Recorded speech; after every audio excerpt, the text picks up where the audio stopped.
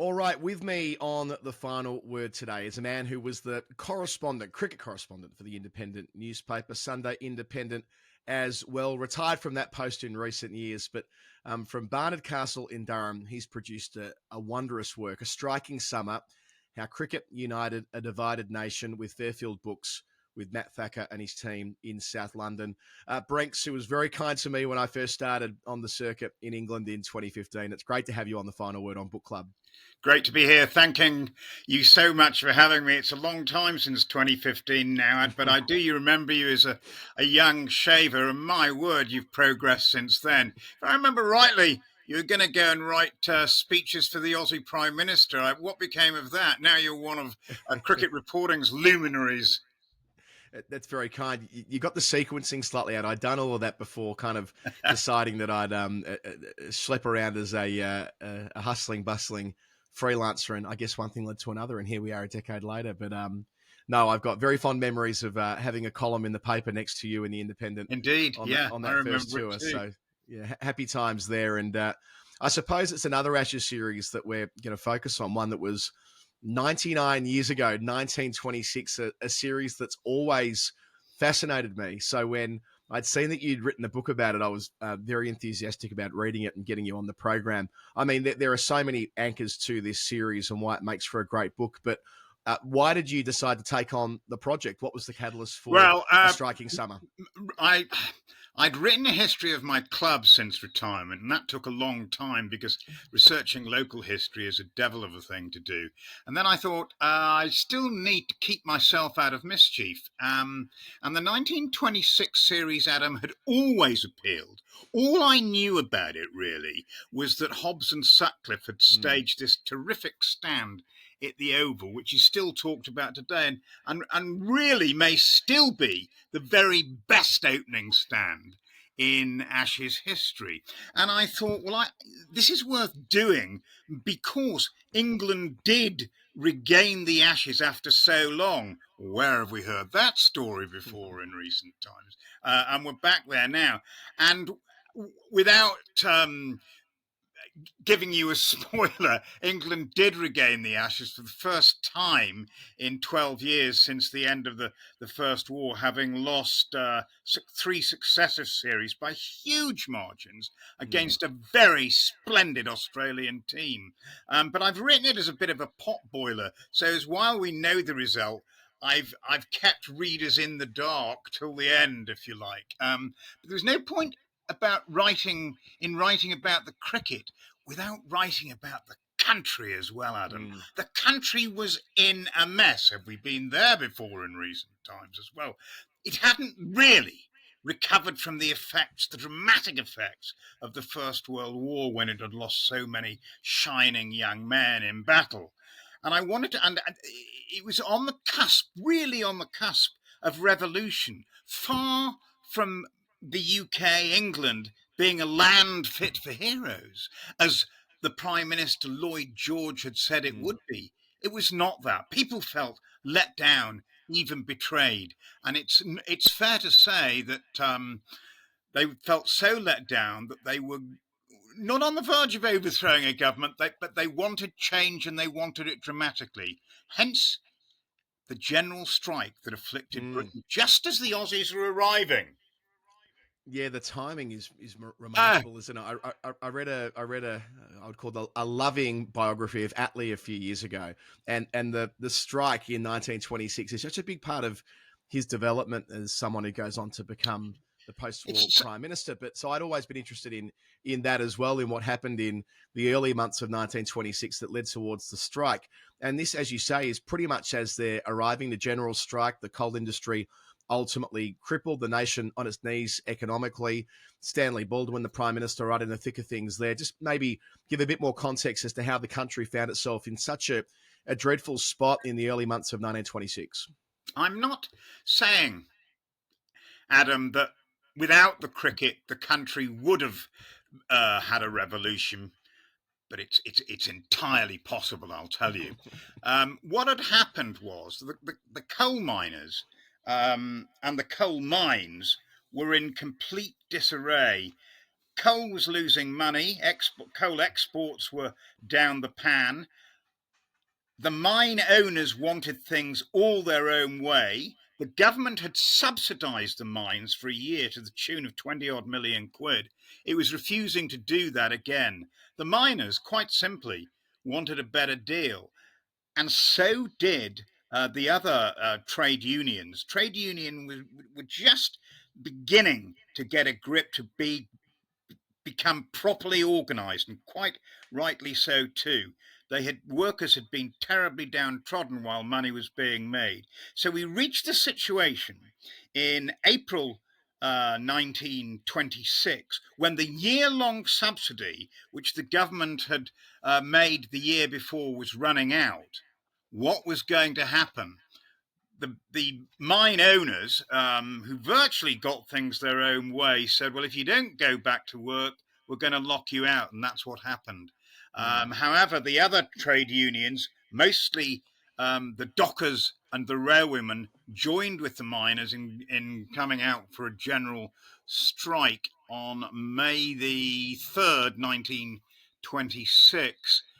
Stanley Baldwin, the Conservative Prime Minister, tried his utmost to avert it, but to no avail. And the strike lasted 9 days, and it looked as though the unions might win at one point, but they didn't. The government had prepared for the strike with local voluntary groups organised to do the work of the dockers. Not the mines. The mines stayed closed, and that nearly brought the country to its knees. But certainly some trains ran, and this was all volunteers. Some of the amateur cricketers were volunteers in breaking the strike. And after Mm. 9 days, it was all over. The repercussions of that were felt throughout that year.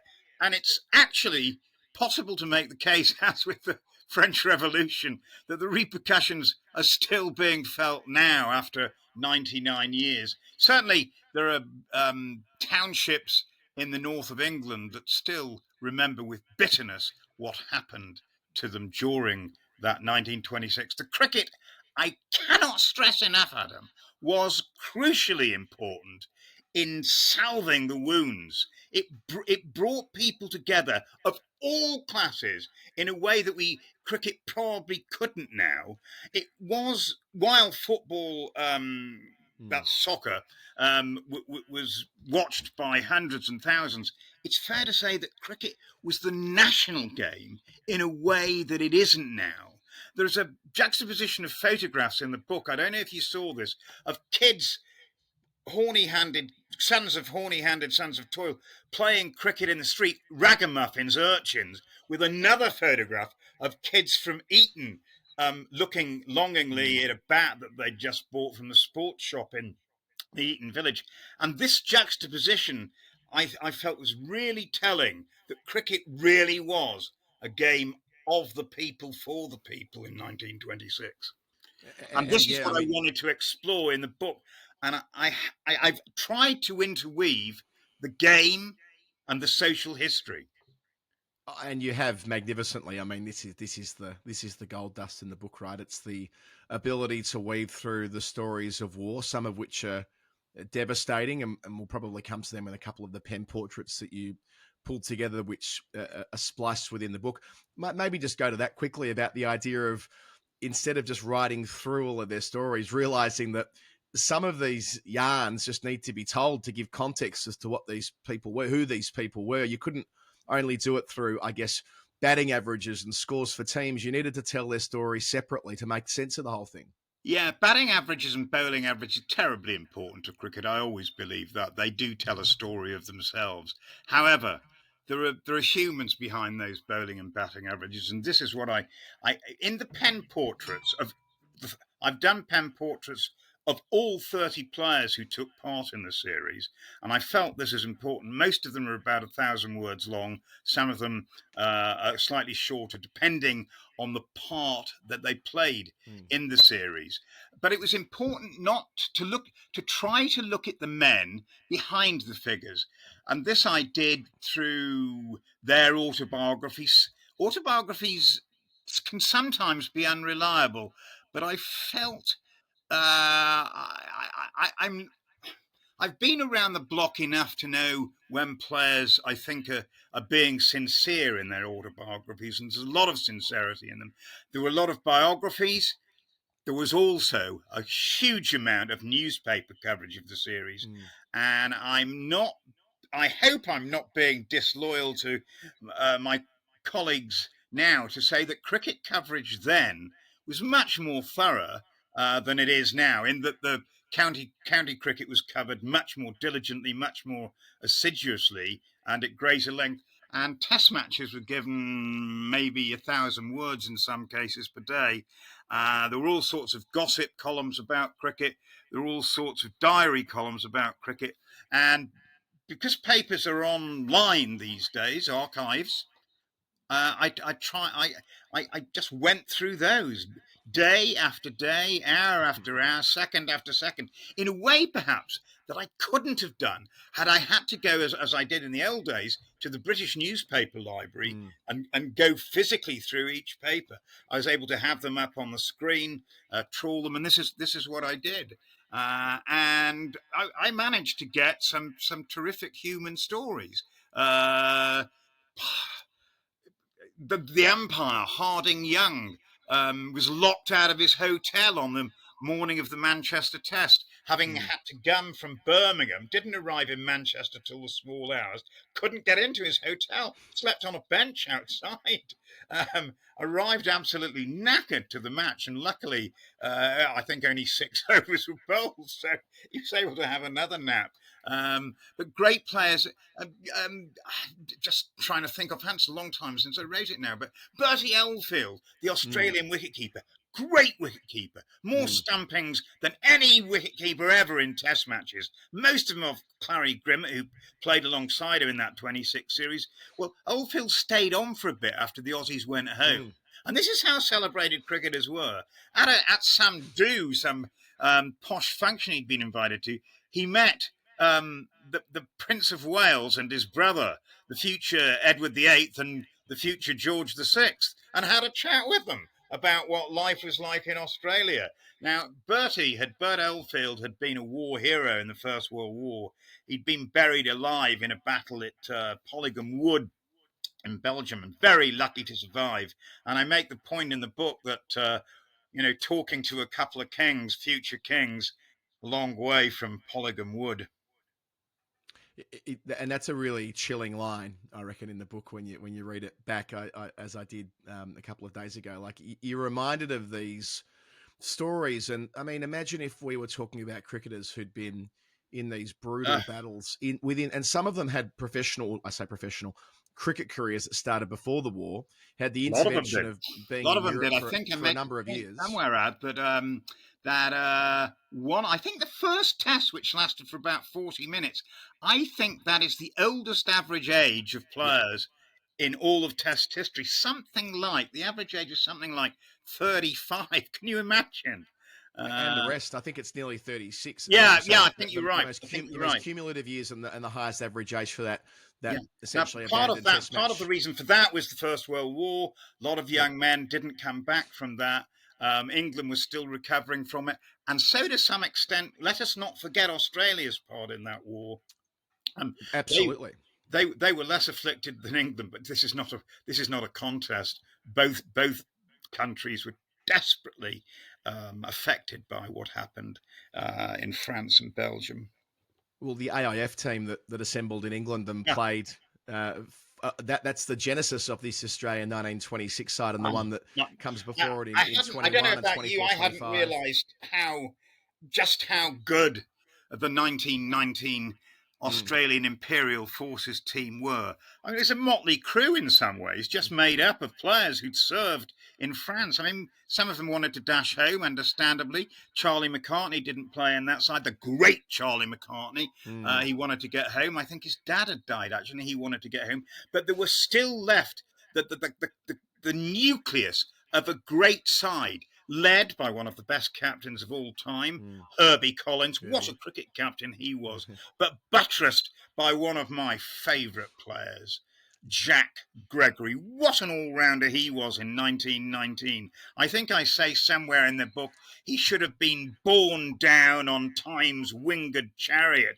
So gladiatorial was he. What a player he was, Jack Gregory. I loved him to bits. And in 1919, they did it as much as 1926 in a way in helping a country which had been devastated to come together again. That AIF team, what a terrific team it was. And it was the first time that the great Bertie Oldfield, who played only club cricket before the war, was plucked from obscurity, made the team, and never looked back, really. Yeah, I mean, well, that's spot on about Gregory and what he did in England in 21. The sadness of the shin splints Him in and Ted 26. But McDonald just. I mean, you got Oldfield. Roy Kilner should have died. Arthur Carr should have died. I mean, there are so many players who shouldn't have even been there in 26. Absolutely, men who'd been there on day one of the Somme. I mean, in the case of Carr, isn't it? So, I mean, these are staggering tales to even come out alive and to have the resilience to, I guess, just restart their lives again. It's impossible to conceive of how difficult it would have been to have done that, seeing so many people alongside them die. But I suppose that's the resilience of the human spirit, and it cricket is. was such a great These were device for young that. men, and you're right. The resilience of the human spirit. I'm flabbergasted by it. I'm flabbergasted that humans could do that to each other. The First World War, what a conflagration it was, and nobody comes out of it well, Adam. But um, the importance of sport after that dreadful, cataclysmic war cannot be overstated. And the fact that cricket played a significant part in that, the Ashes in particular, just makes me love the game all the more. And the way in which this was framed up, right? You've touched on it already. We've spoiled the ending in as far as, like, we all know that England win on the famous final Test match. Oh, go Test on, then. Spoil at the it for Oval, everyone. with Wilfred Rhodes out of retirement. These are stories our audience know well, Branks, because we do a history show each week, and we have talked about 26 before and the remarkable, stunning partnership with Hobbs and Sutcliffe, followed by Rhodes with the ball, and a 21-year-old bloke called Larwood, and so on. But I mean, Absolutely. all that goes before that, right? I mean, this Australian team in 21 had won 5-0.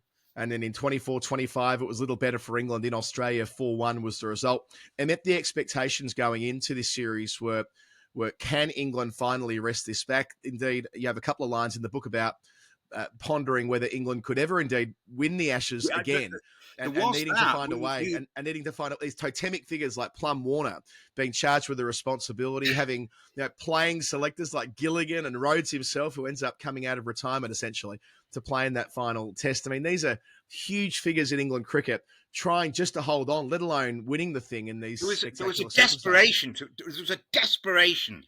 Those three series, including the IIF series, there were no test matches. The IIF didn't play test matches, but they were only beaten once on that tour in 1919 by Derbyshire of all counties. But a terrific win for a small county. But in the three series in 1920, 1920-21, 1921 and 24-25, England had just rolled over. They really were. Beaten 5-0 in Australia and then 3-0 at home. The teams travelled back on the boat from Australia, and 3-0 at home, with Australia really taking their foot off the throttle. That was Warwick Armstrong's great side, of course, when in the first 2 or 3 tests, McDonald and Gregory just put the frighteners on England. This was fast bowling of a like that had never been seen before. There's another book out recently talking about the Test series in 74-75. Great book called Blood on the Tracks by David Tossell, and that examines the Jeff Thompson, Dennis Lilly fast bowling pairing. And that was tremendous. Of course it was, and extremely intimidating. But the pair who started it all were Ted McDonald and Jack Gregory in England in 1921. And England were just battered from pillar to post. And while they made a fist of it in 24-25 under Arthur Gilligan's captaincy, it was 3-0 before they even had time to blink, really. And England in 26, they don't have Hammond due to his extracurricular adventure in the Yeah, Caribbean. I touch on that, of course. David Foot's magnificent book on Walter Hammond, The Reasons Why David Foot, great West Country journalist and magnificent writer. His book on Hammond 15 years ago or so now told some of the, got to the bottom of the Hammond story in a way. Hammond was just coming into his own, coming into his kingdom, if you like, when he'd gone on an MCC tour to the West Indies in 1925-26 and was stricken by an illness which is now thought that it may have been a sexually transmitted disease. But boy, he nearly died of this. He was in a nursing home for most of that summer, and he would certainly have made his debut for England in 1926, but was lucky to come through. Mm. Nobody was more diligent in looking after him, in making sure that he got all that was needed to make him recover than the chairman of selectors, whose reputation hasn't travelled well, Pelham Plum Warner. He was a regular visitor to Wally Hammond's bedside. And Hammond never forgot that. He did recover and he became one of the great batsmen. At the same time, when Hammond was lying in a nursing home, and Hammond would play in the next 7 Ashes series post 26, as would, of course, Don Bradman. As the 26 series is taking place, Bradman was scoring 300 in a match that lasted 5 weekends in the depths of New South Wales somewhere in a cup, the Tom Mack Cup final, I think it was. And that was 26 was the last series not to feature Bradman and Hammond until 1948. It's a great bit of colour that when you go and compare those two. And by the way, we have got a Wally Hammond T-shirt that relates to what happened to him in the Caribbean. I'll have to post one to you. Thanks for coming on today. I'll get one sent up to you. Yes, do. I'd love to see that. I'm not sure I could wear it in my local cricket Yeah, club, but let's see. you might just get it. You'll have to explain the story if you wear it. That's Yeah. but who they do have, I mean, we've rattled off a few of the greats, and these are great teams. Like these are brilliant, I think that's experienced the other thing about teams. the 1926 series. I mean, the last match was a true classic. Australia played their part in it. 4 of Mm, the matches, 2 of them have been very badly affected by weather. mm, The batsmen weren't ambitious enough and the bowlers weren't good enough. And that made 4 of the matches fairly pedestrian affairs, actually. I am surprised that the crowds queued as much as they did to watch, and both sides were guilty of this, scoring 2 runs and over. And it was quite clear that the Aussies were playing not to lose at that point. mm, And that's not to traduce them at all.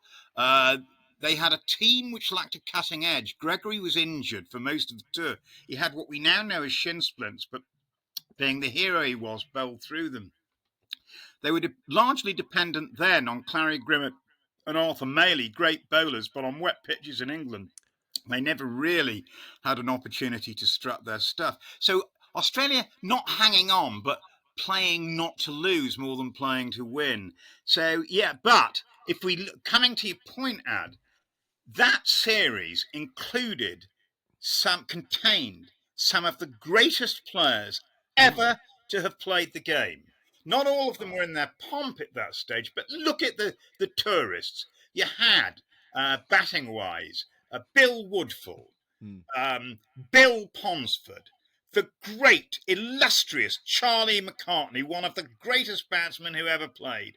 In addition to that, Herbie Collins, Jack Ryder, who mm, went on to captain Australia, and then 2 of the great spinners, Clarry Grimmett, who was the leading wicket taker in Test matches for a long time, till he fell foul of Don Bradman in the late 30s and was dropped unceremoniously from the Australian team, and Arthur Maley, one of the great leg spinners, bowled many bad balls, but bowled superb wicket-taking balls. So that was a great team in England, of course.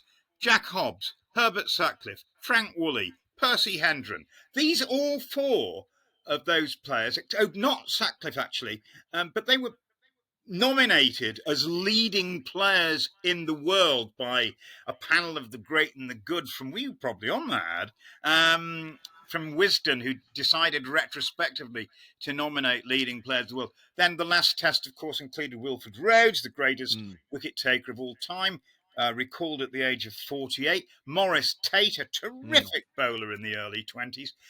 We are talking here about some of the great players.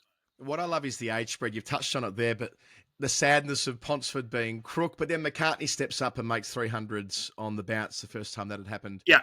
in Ashes cricket. The player you might have missed out of all of that is the second great Australian left-hander after Clem Hill in Warren Bardsley, who makes that.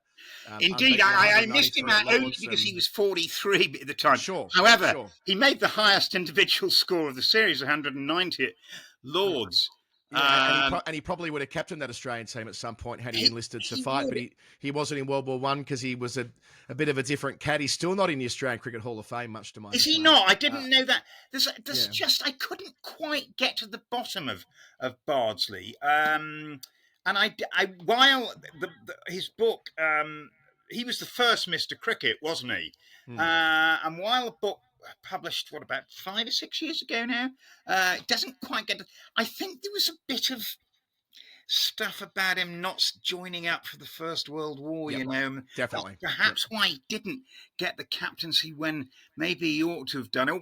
Warwick Armstrong was always going to assume it again if he wanted it, but then Herbie Collins was very much from left field, and I mean, let's go to the two captains here, shall we? Because they both, in their own way, come from left field. Yeah. So Arthur Carr, Nottinghamshire, amateur, ideas man, loved life, loved to drink, nearly died in World War One.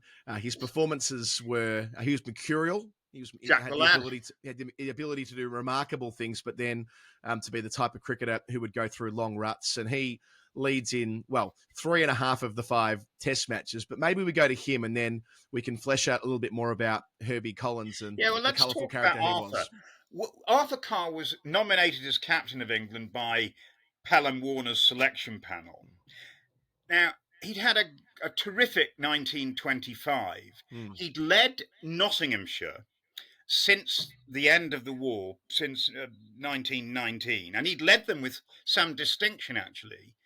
He was one of the few amateurs then who was able to play full time. His dad, a stockbroker, had actually agreed to fund him to play cricket on the grounds that he eventually captained England, which he did. I mean, it was an open-ended bet, wasn't it? I do pose the question in the book, would Arthur Carr have captained England if anybody had been allowed to captain England, if not only amateurs had been able to captain England? And I suspect the answer might be no. But of all the amateur batsmen, he was the best. He'd averaged, as I say, 50 in 1925. I think he'd scored 2,000 runs. So he'd done well, and he was clearly a shoo-in because it was absolutely obligatory, mandatory, de rigueur for the England captain to be an amateur. Otherwise, it would have been Hobbs, I guess, who regularly captained the players against the gentlemen in their matches every year. Just on that, this idea of the professional amateur divide, which is never more sharply realised in the captaincy of England. What's that Lord Hawke comment about? It makes you shame to be an amateur should always captain, captain England. And I know there's that quirk where Hobbs ends up deputising at one stage in the series, but ultimately when looking for a captain to replace Carr at the end of the series, they turn to another less experienced amateur as well, just like where your research took you on that. Yeah. It was madness, really. When you look back, what on earth did they think they were doing? There was this absurd notion that only an amateur, a gentleman, somebody who'd been educated at public school and preferably Oxbridge, could possibly lead 10 other men onto the cricket field. That's a garbage. Hobbs, who was probably not a natural captain, would have been, but knew the game, would have been much superior. Not to say Wilfred Rhodes, who effectively, though never titularly captained Yorkshire on the field, he call the shots. And what Rhodes didn't know about cricket really wasn't worth knowing. So one of them could have captained. Rhodes was a bit long in the tooth at 48, but they were quick to call him back when they needed to. So it was just a madness. But the year before, and I touch on this in the book, Lord Hawke, who still ran Yorkshire, had said that pray God that no professional, in a speech to the Yorkshire Annual Meeting, I think it was, pray God that no professional ever captains England. Well, this was the sort of society we were living in. Mm. Crazy times. And yet somehow the players expected it. They were deferential to a fault, and they weren't going to launch a revolution of their own, I can tell you that. Though, in the fourth test, when Carr fell ill Mm. um, with tonsillitis, some are still sceptical about that. Some think he went on the toot on the Sunday night before the Monday and was unable to get out of his bed. But I'm happy that he was genuinely ill. And was unable to take the field on the Monday. And they decided not. There was one other amateur in the side. They dropped Chapman for that match. There was Mm. one other amateur in the side, 25-year-old kid called Greville Stevens. Mm. But they decided not to make him captain for the last 2 days of the match, and Jack Hobbs stepped in and led England out. So that was the first professional captain of England. So it showed it could be done, but I suppose they'd say this was an emergency. We had to do something, and Stevens wasn't quite ready. In fact, I happen to know that they offered the captaincy when it was decided that Stevens couldn't do it. And this is the way things work. The senior pro in the side was actually the wicketkeeper, Herbert Mm. Strudwick, who'd never captained the side in his life. But they offered the captaincy to him, and Bert Strudwick, Jack Hobbs' best mate in the game, they both played for Surrey, turned it down, and Hobbs was appointed pro tem and acquitted himself, as you would expect, perfectly admirably. Um, but that was we talked about revolution being in the air, Adam. And the reason it was in the air was because of those old deferential attitudes, symbolised by the great game of cricket. But as I said, the pros, in their deference, we're accepting, I think. We're accepting.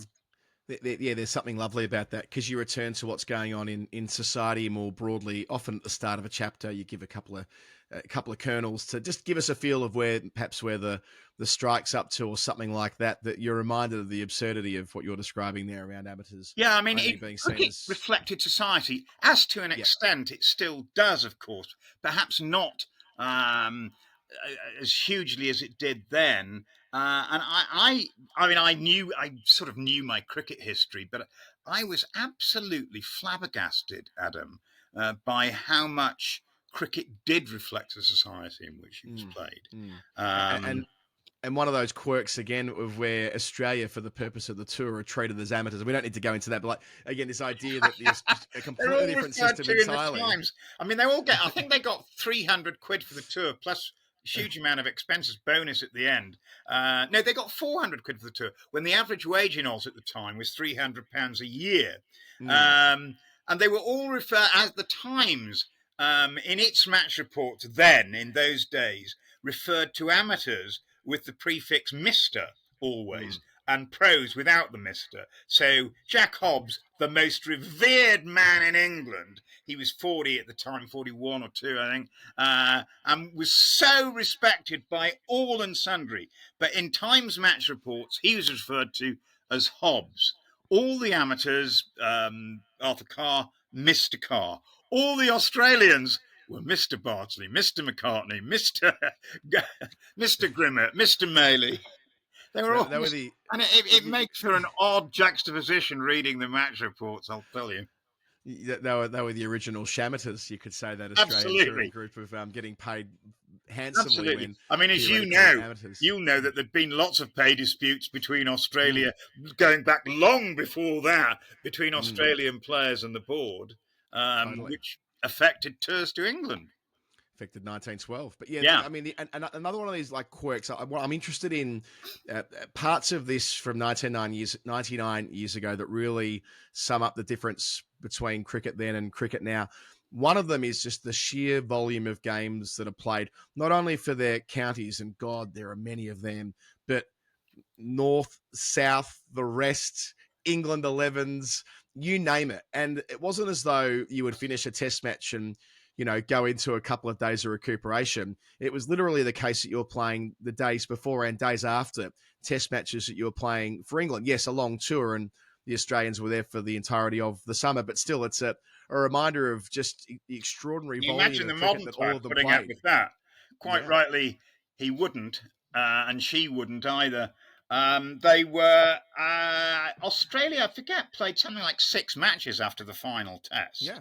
They were there for a month. Um, I think they in fact, they played a game in Scotland to finish off with, in which their manager Sydney Smith played, because I think the others were just fed up. But their final game, I think, was in Lancashire. But they were still expected to play these festival games and were still trying like Billio as well. Can you Mm. just imagine that happening now? England equally couldn't just rest on their laurels. In fact, that England team, I do talk about this in the book, that played in the final test, played together once more against the champion county, Lancashire, in a match at the Oval, I think, again, and won very easily against the champion county. And in Um, that case, they, yeah, Hobbs is leading when absolutely. they allow Chapman to put his Well, feet up that week, and that's an exception to the rule, I guess. So there's the volume of cricket. Then when we get to the Test matches that are played, it's like a different sport. We occasionally now say something like T20 cricket and Test cricket. I know they're versions of the same sport, but they feel like they're different games to such an extent that you need a completely different skill set to play them. The same can kind of apply when you look at the fact that in Australia, test matches at this point are timeless and are played to a result. And in England, they're played absurdly across just 3 days. And this is the series where the momentum for that, well, changed, where they become 4 days, don't they, after that, and eventually 5 days as well. But it all comes to a head in 26 when that first test match, which is one of the most highly anticipated ever, how much cricket do they get in? About 30 overs or something like that before the whole yeah, thing's washed out. 40, And 47 minutes, I think it was. 47 minutes. And all of and yes, they get a lot of overs in. The over rates are much better, and some dramatic examples of that in the book too. I think there's one where there's a 2.5 hour session where 62 overs are Yeah, sent yeah, down. yeah. But taken as a whole, the idea of 3 day cricket combined with an occasional defensive mindset meant that getting a result was nigh on impossible. It was, but again, you talk about the mindset there. But the number of overs bowled, I think I did some work on this. That in 2 of the Test matches, I think it Leeds and probably Lords, fewer overs have been bowled in many more Test matches, uh, but have produced positive results still. Mm. So while it is true that the 3 day test was not conducive to results of win or lose, uh, there was also a lack of ambition in the play, which precluded that possibility as well. Mm. And I don't know why crowds put up with it. I mean, I, I love Test cricket. I love all cricket, but I love Test cricket. I'm not so sure I love the way England play it particularly, but there has to be a happy medium, doesn't there? And I Mm. think there wasn't then, but it didn't, Adam, stop crowds everywhere. And I mean at every ground, North, South, Midlands, queuing up round the block. In those days, you didn't. Most people did not buy their tickets in advance. They just queued up. And boy, did they queue? That little vignette about them sleeping out at Lords. I mean, you hear people doing that for, I Oh, don't know, I guess and a the cup weather was final kind at Lords, historically. of course. I think there was a Mm. starlet who sat in a deck chair and drank champagne on the Friday evening. Might have been the Sunday evening. Yes, she was, because she was in a West End show. And then at Leeds, there are a couple of striking miners who'd cycled down from their base in Newcastle, and slept in a doorway, bless them. And then in Manchester, it took a while for the crowds to build up because the weather was threatening, but build up they did, and they used to sing. There was a great ukulele song. What was it called? A guy called Wendell Hall, I think, had written this ukulele song. It was called "It Ain't Gonna Rain No More," with the terrific chorus. I refer to it. It ain't gonna rain no more. How in the heck can I wash around my neck if it ain't gonna rain no more? I thought that was terrific, and they sang that loud and clear outside Old Trafford for long enough. Great stuff. The crowds It's were happy, and they were from all backgrounds as well. it's some of the selection dramas in this are like all time mad and brilliant and bonkers and beautiful in their own way. I mean, Charlie Parker, known as the sticky wicket expert of experts, uh, getting left out only for Carr to win the toss and bowl and Chartney McCartney to strum 100 in a session before lunch. Tildesley getting picked for Manchester. What he's on a run of what, 10 scores above 50 in a row or something Yeah, ridiculous, a yeah. number of hundreds, gets 81, then they drop him for the decider at the Oval. The change of captaincy we referred to before. It's bonkers. It is It's fucking bonkers. wild. This is an era where wild shit was just expected. I mean, I've joked before that And anything went interwar You know your cricket. cricket Interwar cricket history. was just so bonkers. I Yeah. mean, it's bonkers. You know your cricket history. Can you explain to me, because I've thought about this long and hard when I was writing this book, why didn't Charlie Parker play at Leeds? He was the country's leading wicket taker. He was a sticky wicket operator. All the forecasts said it was going to be a sticky wicket. And at the last minute, they picked him in the squad and they left him out. What was that about? Like Tilsley, who was in the form of Yeah. anybody's life. Nobody had made, excuse me, 10 successive 50s until he did. He was picked for a test at long last. He got 80 odd and they dropped him. Hey, you're I absolutely guess right. I feel like it's part of the charm of interwar England cricket, where test caps were given out so readily, and it was such a bizarre time that it lent itself to Yeah, this I mean, there was volatility. a northern southern thing. I think it's pertinent that Tilsley did play his only test on his home ground at Old Trafford in that series. It was easier to drop him for the fifth test because that was being played at the Oval. They picked a Southern amateur, Greville Stevens, who they picked for the first time in the fourth test, and had played quite adequately, but was not in the sort of form that Tilsley was. But he crucially did bowl leg spin as well, and did extremely well in the fifth test. It has to be said. Was he not Plum Warner's mate, right? Which Yeah, he was. didn't help, He didn't was. hurt the No situation. doubt, And he an was amateur. one of Plum Warner's favourite, and Plum, like him or not, was the chairman of selectors and wielded enormous power. Therefore, of course, as well as being chairman of the selectors, he was cricket correspondent of the establishment paper, the Morning Post. And was not often available. In fact, he was never available for interview to the other reporters. It was a crazy.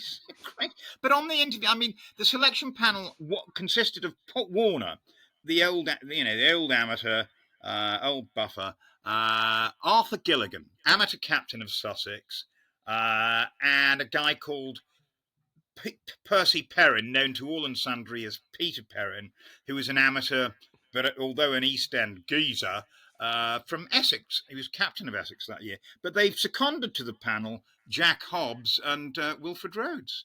So they were the first two professionals ever to be allowed a say in the selection room. But I would imagine it's easy to reflect that Warner had the final say in everything. And it comes to a head, and this is nicely built up in the book too, I think, in the rhythm of it, in relation to what we're going to get at the Oval. We know we're getting till they drop, the timeless tests. There will be someone who wins the series 1-0, and if it's England, and that's what Australia had played for. They knew that the final test was likely to be played for a result. It wasn't certain, but the whispers were always to that effect. And indeed, it was late in the day when that was given official sanction, but it was always likely to be the way. And that's what Australia played for that final test. Collins had missed two tests, Herbie Collins, who was appointed as their captain in succession to the great Warwick Armstrong. Collins was a peculiar individual. He knew about leading 10 men on the cricket field, but his life off the field was a bit of a shambles, you know. You'd have thought he'd be a a business mogul of some kind? Not a bit of it. He hung around race courses most of the time, got jobs here and there in racing, but was never truly successful. But as a cricket captain, absolutely exemplary. Just knew his players long before his time. He knew what made players tick. He just didn't have enough bowling strength in 26. But Australia went into the final test. They'd played, I'm not saying they played for draws, but they played not to lose in the first four tests. So it all came to the Oval. The country was in a state of, it was fever pitch for 3 weeks. The 3 weeks between matches, it was. I cannot tell you that the papers were full of the match. Everybody was talking about it, and the England had lost for so long, and they'd come to this point. There was an air of definite gloom about our prospects, definite. And when they picked the team, dropping the captain, picking a kid, a 25-year-old kid called Percy Chapman, who played in 3 matches in the series as an amateur. He was a biffer, and he definitely a talented left-hand biffer as a batsman, but he'd never captained anybody before since his school days.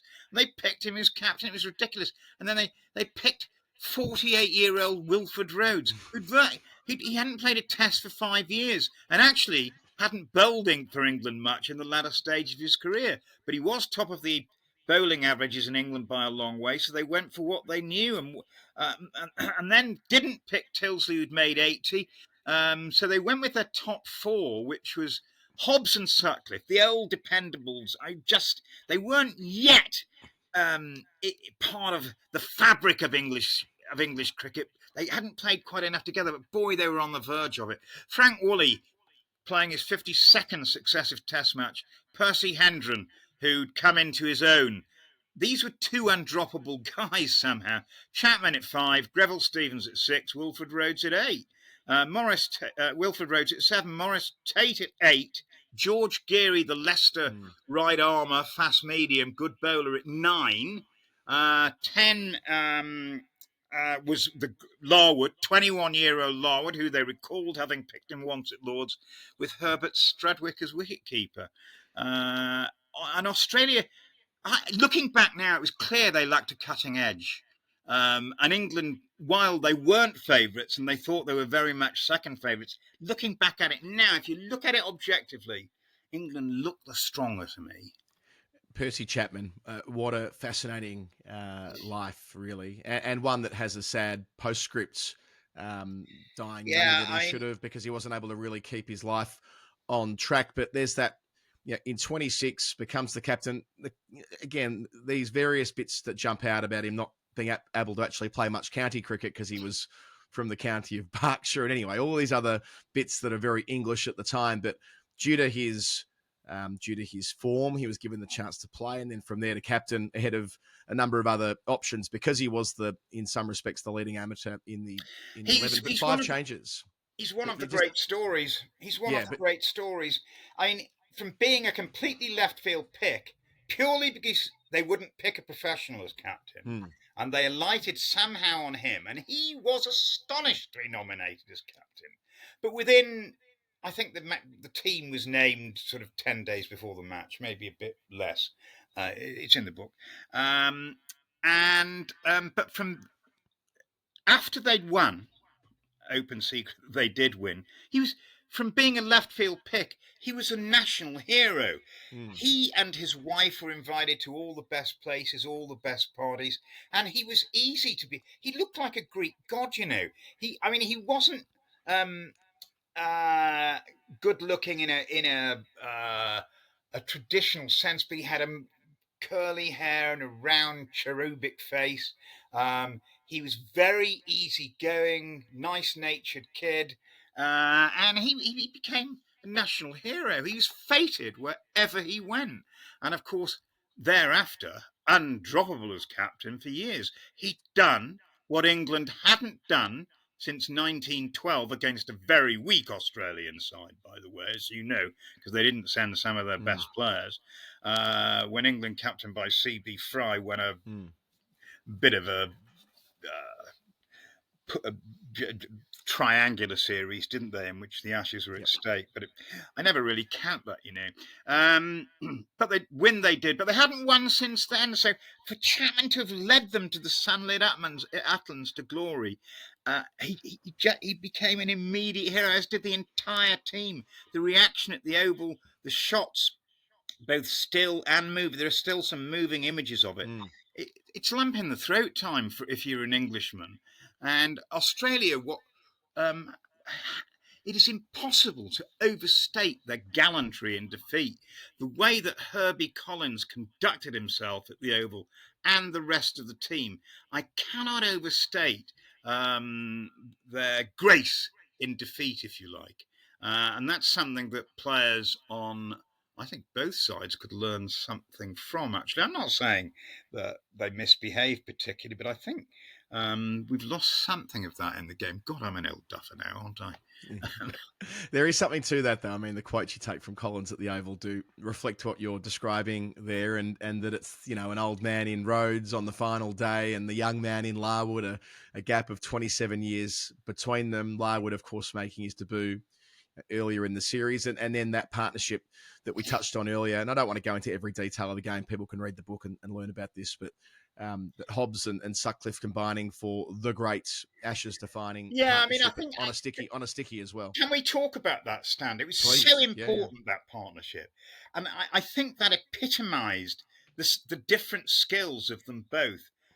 They decide. I mean, when they went out to bat on that third morning of the match, they thought their goose was cooked. That the wicket had taken rain overnight and was going to dry, so it was a sticky. Um, Australia might have got their tactics wrong. Arthur Richardson, the fast off spinner, who was a pretty canny bowler, perhaps was allowed to bowl too long. But, you know, England can't captain Australia's side. The fact was that conditions were menacing, they were perilous, and Hobbs and Sutcliffe together combined in that pre lunch period. They batted something like 60 overs and kept out Australia's best, I'll tell you. And to have done so with the ball turning and bouncing and men close in, ready to pounce, ready to prowling around you, that was batsmanship of a very, very high order. And I think it ranked with any partnership, given the nature of the occasion as well, with the Ashes on the line. The Ashes after, it wasn't as though England held the Ashes. Oh, you know, Mm. we held them, and if we lose them, it won't matter. This was to bring a nation together, and they did it. And that stand of 172, it has stood the test of time, and I don't think there have been some great England openers since, but I don't think any partnership quite compares with that one at the Oval, 1926. Yeah, and it's a way for you to celebrate that partnership between, you know, Hobbs and Sutcliffe, as it deserves celebration all these years on, Yeah, and the I prolific mean they were a records that great both of them. partnership. I know. I do sort of. I think eventually their aggregate of runs as opening pair was overtaken by Andrew Strauss and Alistair Cook, who had a great time in Australia in Mm. 2010-11, and I bow to nobody in my admiration for them as an opening pair for England. They were gritty and meant business all the time. But I think even they would say, might agree that Hobbs and Sutcliffe just had the palm. And the way in which, again, this is a lot about the social history of the country at the time. So the drama of the fifth test match, getting the job done, the elation, and that Pathé news footage, which I've seen in the past as well, which is just remarkable, isn't it? Seeing the way that this was received by those who were at the game and around the Well, country. I mean, it's great. The scenes at the Oval, the crowd running on, the image. There's a moving. Which I've stopped in its tracks several times. There's an image of Chapman on the balcony in which he looks absolutely serene, otherworldly almost. And if Mm. life could have stopped for him at that point, it would have been perfect, you know, Adam. But yeah, the scenes were. I guess they were replicated a bit in 2005 at the Oval when England won the Ashes back after so long under the Australian cosh. But Chapman's life unravelled, as I mentioned in the book, Mm. and it was very, very sad what happened to him. But for a few years, he was just he was blonde god. Yeah. Uh, no And then they win question. it. I mean, they do win again in 28, 29. So, I mean, I guess you've got 26, 53, 81. So there are great moments, and a lot of these Yes, do I mean, feature the Oval, but 81 a bit was a different. tremendous series, and I was still playing and everything then, and it was great. It was absolutely tremendous, that series. But of course, England had the Ashes then. They held Mm. the Ashes in 81. In 26, in 53 and '05, they'd gone long, long periods without the Ashes. And that's why those series were so, so important to the English soul. And maybe we should go back to where we started with where the country was at, because ultimately, I mean, the strike does come to an end, and as you say, that the unions don't ultimately prevail either. I mean, there is a resolution where the government essentially get what they want. That might be a little bit too reductive, but in effect, that achievement on the field. How much longer after the win at the Oval was it that finally got to the agreement of the government a Well, satisfactory the miners endpoint? Was went it? back to everybody had gone back to work except the miners who were locked out Yep, anyway. yep. They weren't allowed in by the owners. A lot of railwaymen were refused entry back to work by their employers as well. There was a lot of discord in the country throughout the summer, and it was only the cricket that kept things together, if you like, in a way that everybody was rooting for the cricket to win. If the cricket hadn't been there, I really do believe that the whole thing might have come apart. I really do believe that. Yeah. By the time the summer, what was a wet summer, ended, um, the miners were fed up and they eventually desultorily went back to work in October.